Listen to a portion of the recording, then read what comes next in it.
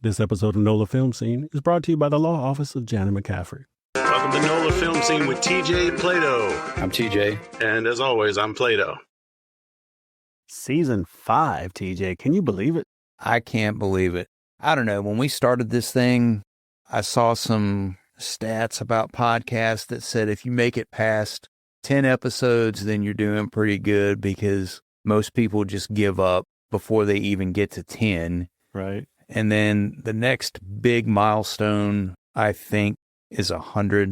We're getting pretty close. We're around 80-ish, somewhere in there.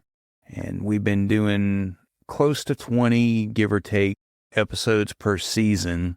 And I just can't believe that we're in the 5th season of this now. Yeah.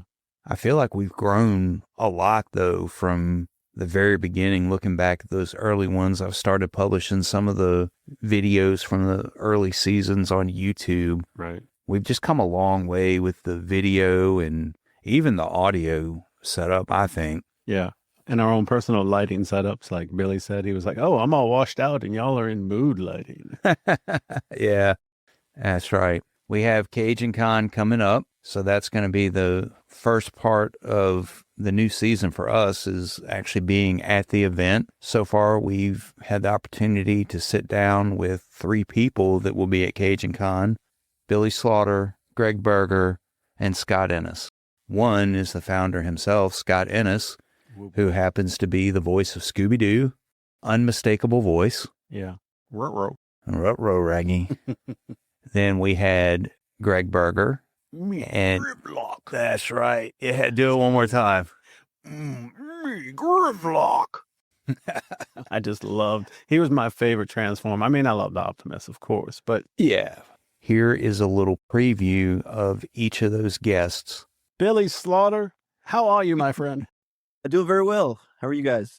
Doing good. We're here to talk about Cajun Con coming up with so many different guests, of which I'm a part of. But like Sergeant Slaughter is going to be there. And being a kid from the 80s, I only met him. I met him once before, and it was just at a con I had done a few years back. I was trying to not be, a weird fan there, because it's like, we're peers, not in the pro wrestling realm, right? But just, in the world of entertainment. For those listening, anybody coming out to Cajun Con or thinking about it, for me, it's a really cool time because I just worked on 2 projects back to back. I did Faulkner, of course, in his stomping ground in North Mississippi, and then I just got back from Atlanta working on Scary Movie 6. So I'm very excited about that. Obviously, the con world, another, not just another like franchise IP pop culture, but I think categorically it's like the definitive horror comedy. It's the Wayans brothers and Anna Faris and just the original team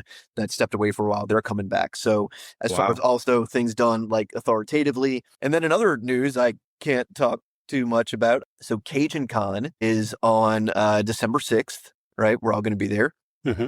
It's opening weekend of Five Nights at Freddy's 2, which I won't say anything more than there are terrible rumors online that I may or may not be in. So I'll be checking it out, fan. But what's cool about that is when I just started doing cons, that was when I was really getting into them more when the first one came out.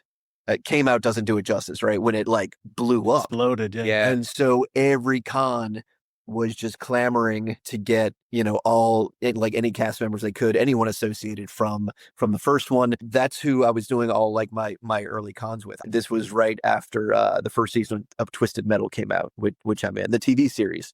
Fun stuff.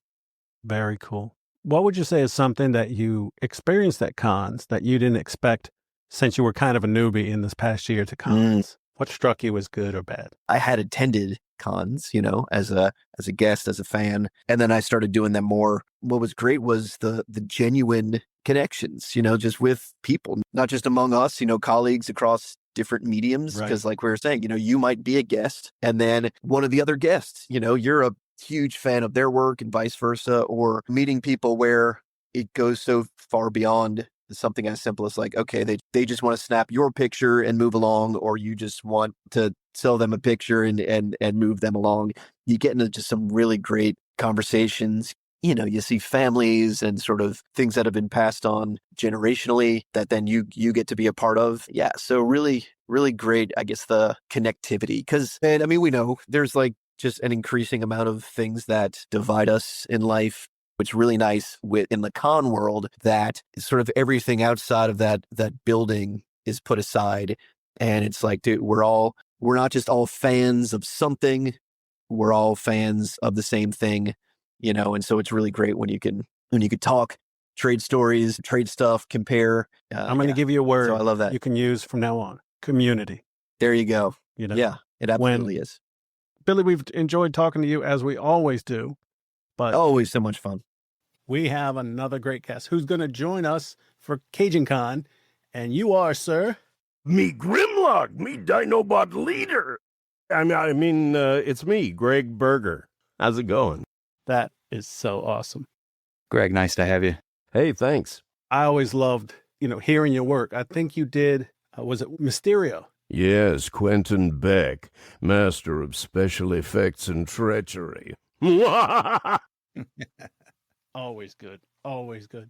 I was Kraven on the same show. I was 2 Spider-Man villains in Spider-Man the Animated Series. Yeah. Kraven wants to mount Spider-Man on the wall as his trophy. Yeah. So, Greg, one of the things I like to ask voice actors particular, were you good at voices when you were a kid, or was that something that you developed into later on in life? How did that work out?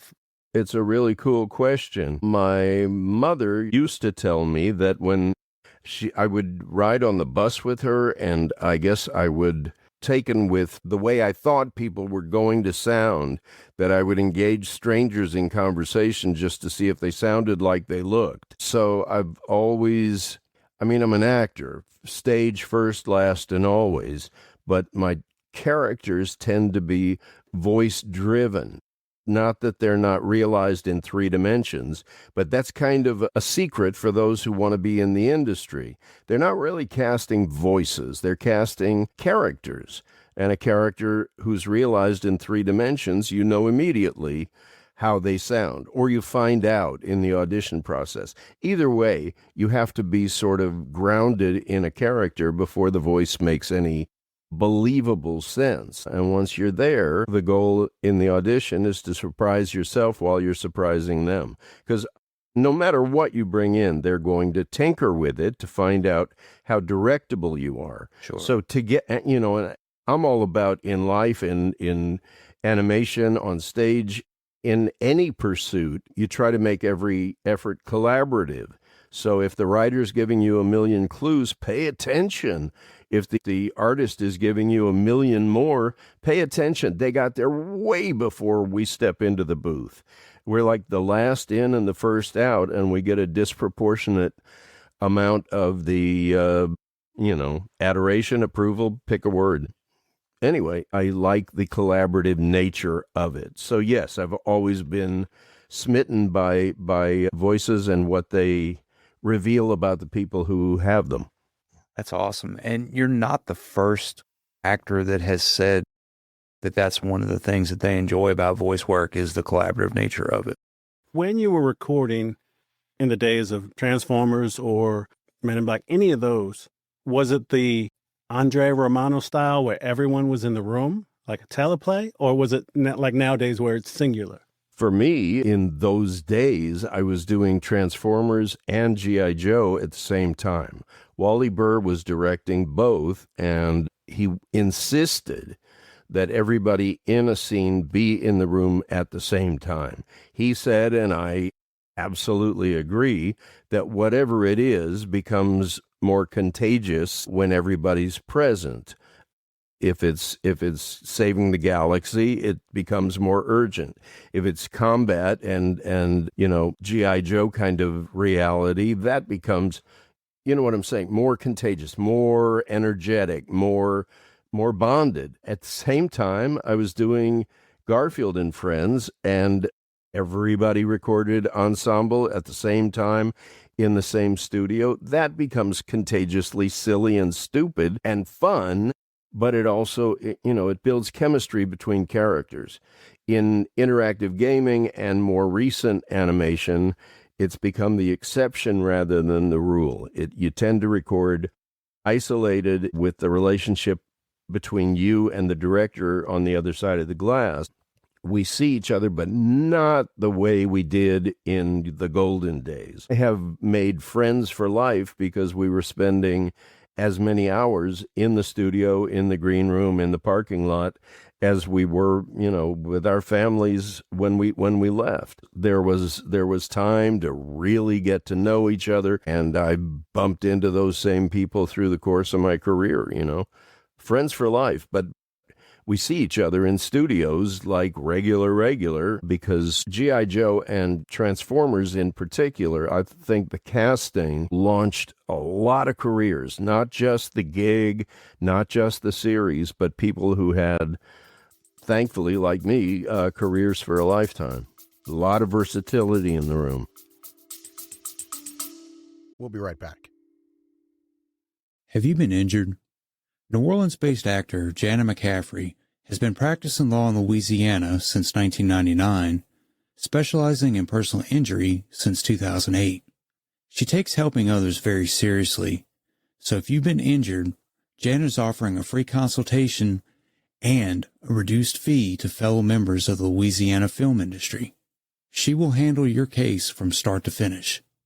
She can be reached at janamccaffery@gmail.com or 504-837-1234. Make sure you tell Her NOLA Film Scene sent you.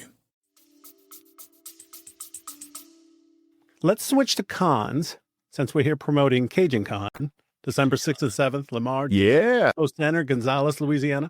They had a few comic conventions back in the day in the 70s stuff, but it exploded so much more, in this millennium.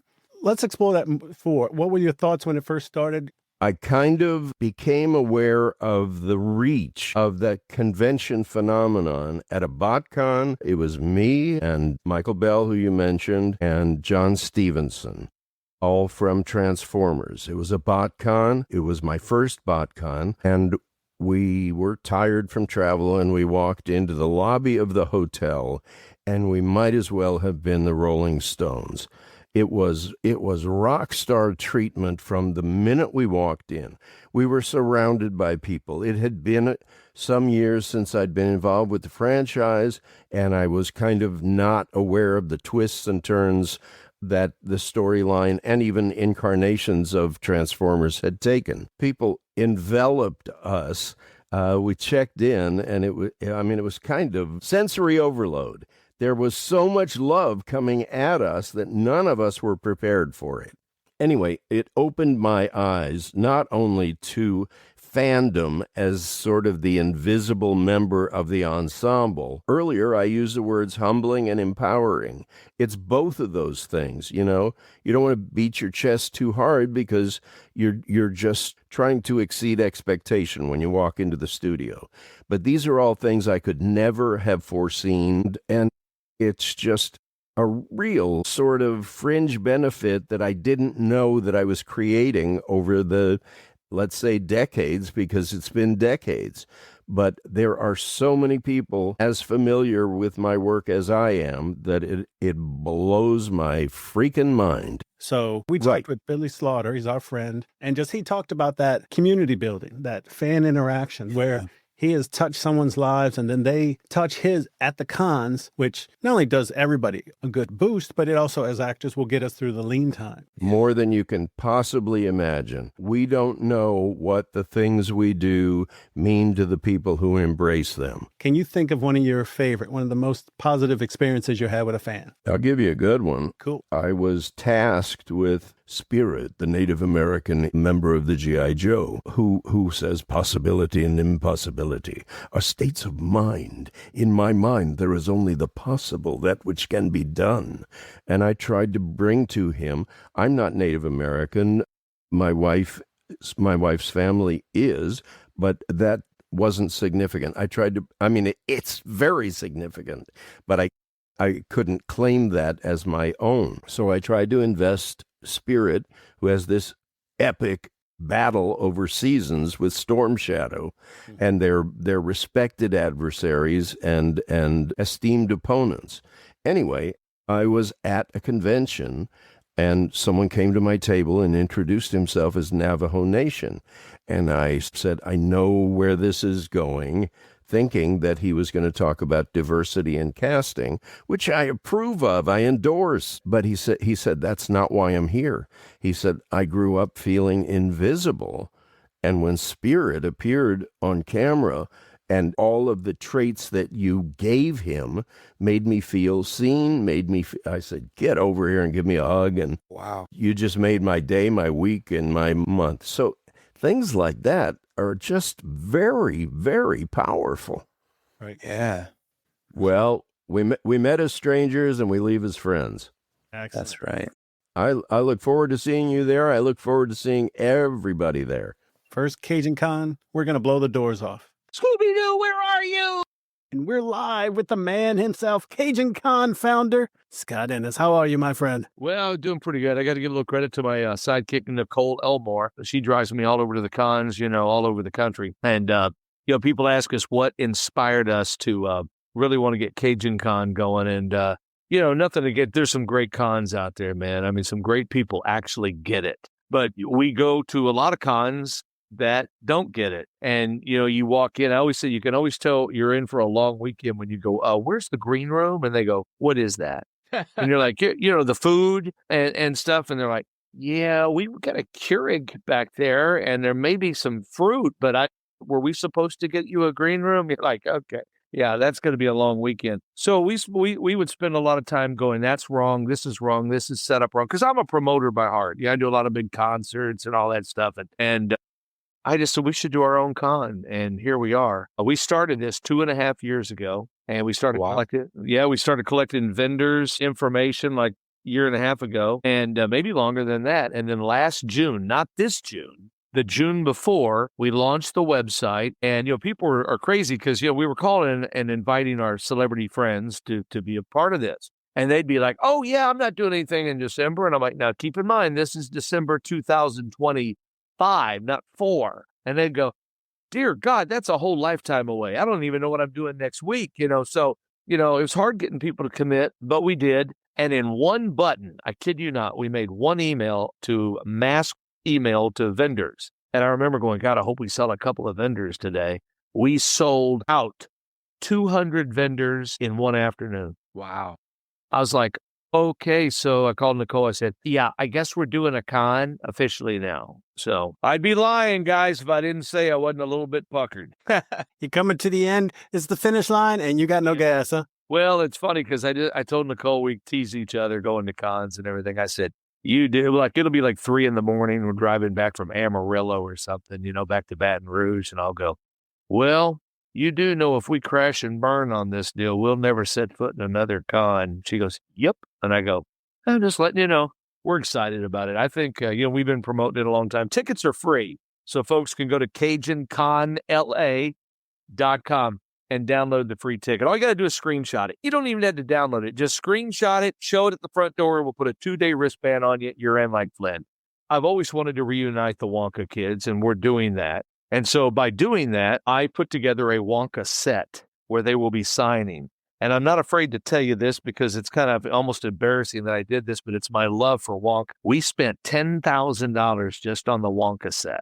That's coming down after 2 days. So people are like, wait, you spent 10 grand just to build a place for them to sign? And I'm like, yep, I did. We've got like 15 wrestlers. Yeah. I had the $1 Million Man call me just out of the blue yesterday, Ted DiBiase, and we're friends. And he says, man, I was just thinking about that Cajun Con, man. He goes, man, I was looking at the guest list. He goes, you have a lot of people there. I said, yeah. And he goes, well, I hope you do good, my friend. I hope you do good. And so it's nice. We've been getting people, our celebrity friends calling us going, man, we're rooting for you. You are so overstuffed with stars, like an overstuffed po' boy. Yeah, we won't do this again. We've already got the dates for next year for I think it's the 5th and 6th, or 4th. I forget. It's the first Saturday and Sunday Of December. Yeah. I think it's 4th and 5th. Let's see. This year it's 5th and 6th, I think. But anyway, we've already got a bunch of stars that are signed on with us. A couple that we lost this year due to filming and other things, they're coming back, And so we're going to make that announcement when we're in the middle of Cajun Con. We're going to have this thing come up. You're going to be surprised. Some really cool celebrities are coming.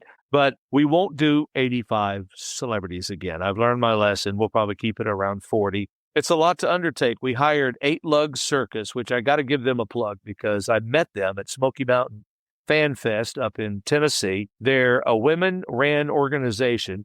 Thank God, because men can't pull their heads out of their asses. Anyway, and they go into cons and they basically go, give me your list. We'll work with your travel agent. Here's who we're picking up. They do cards. They move them around. And they figure, okay, this guy's coming in at this. Oh, this guy's coming in like 5 minutes later. Let's just wait for him. We'll pick them all up. Dude, they walk away and you're like, I can breathe. They pick them up from the airport. They bring them to the hotel. They bring them from the hotel to the venue, and then they take them back.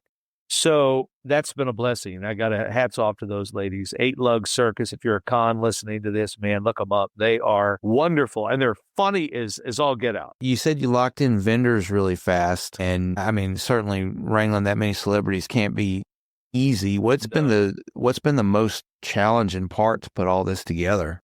Being 2 people doing the work of, it's like, Jay Branch, who has VXV, good friend of ours. He's got like 30 cons.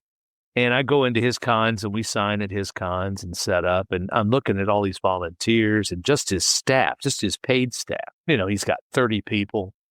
And then he's got 100 volunteers. And I'm going, so he goes, how many you got? And I go, what do you mean? I goes, how many have you got on staff? What are you doing? I go, you're looking at them. 2. So our MO, our whole thing about our con is this. I think people sometimes walk into some of these cons and they get overwhelmed, overstimulated. There's so much to do. You don't even know what to do.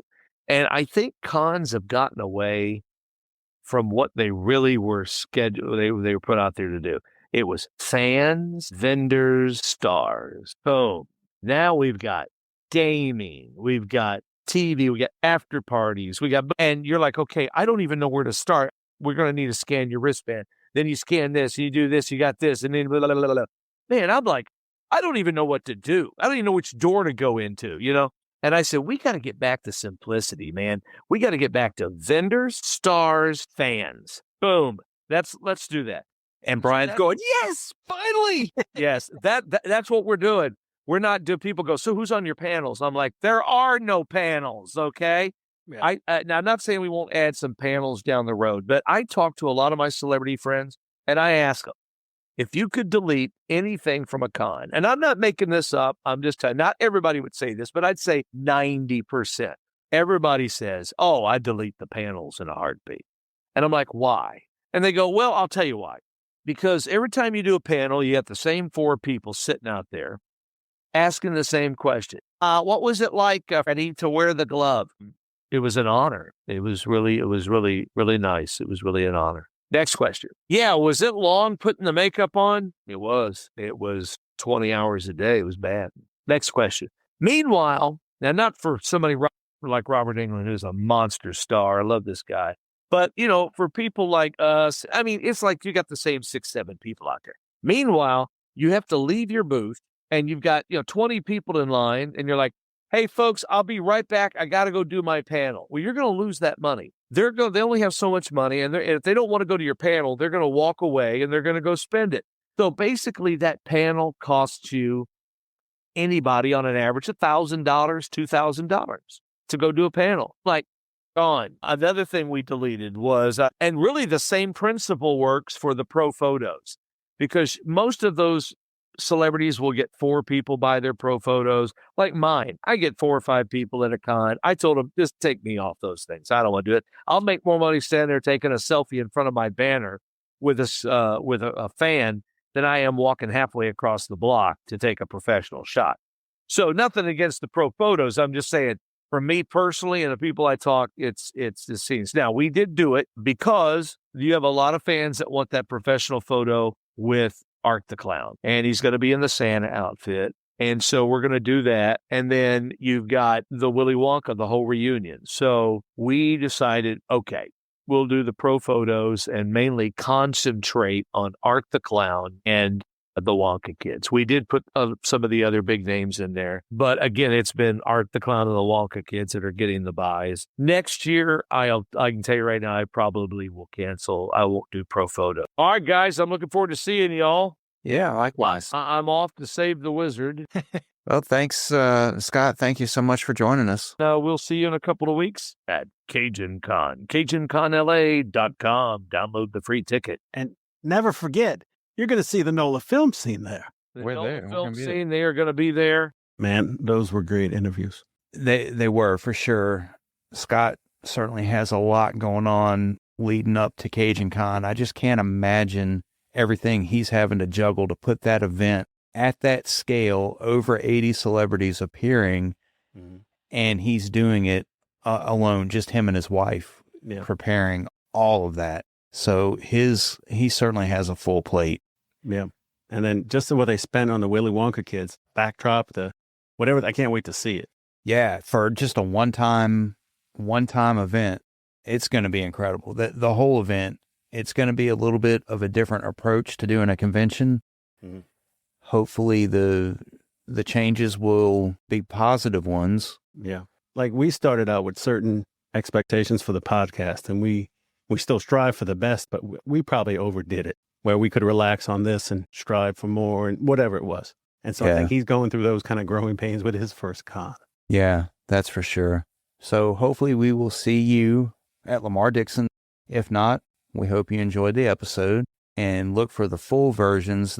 The full versions of the live streams are out on YouTube already, and we will release the refined audio versions on the podcast in the coming weeks on Wednesday in our normal time slot. And we got a few more people who are going to be at the con. We're going to show up. That's We're right. going to interview them too. Live streams. So we're talking to Ming Chen this weekend. We're talking to Jim Gleason, and we've got a couple more we're hoping we can get scheduled, but we'll see how schedules go. And if not, we'll hope to catch up with them at the event itself. Additionally, the merch store is open. I know we've touched on it a couple of times. So go to nolafilmscene.shop, or you can go to our website, nolafilmscene.com, and then just click on the merch store, pick up a t-shirt or coffee cup or something. And if you want to support the show, you could go to buymeacoffee.com/nolafilmscene and buy us a coffee. That aside, we hope to see you at Cajun Con. What's the date, Brian? It's December 6/7. I saw that the other day. I was like, oh man, I'm going to have to do it. Oh, and I mean, even kids are starting to cringe at that now. Mm-hmm. You do that with my kid. You can just make the hand motion in front of my kids and they roll their eyes and they're like, come on. That's how we get them to stop. We just start doing it and they'll be like, yeah, that's gross. That's December right. 6th, 7th. That's right. Come see us. And if you come, you stop by our booth, by our table, and you better get a selfie with me. See you, folks. Have a good one.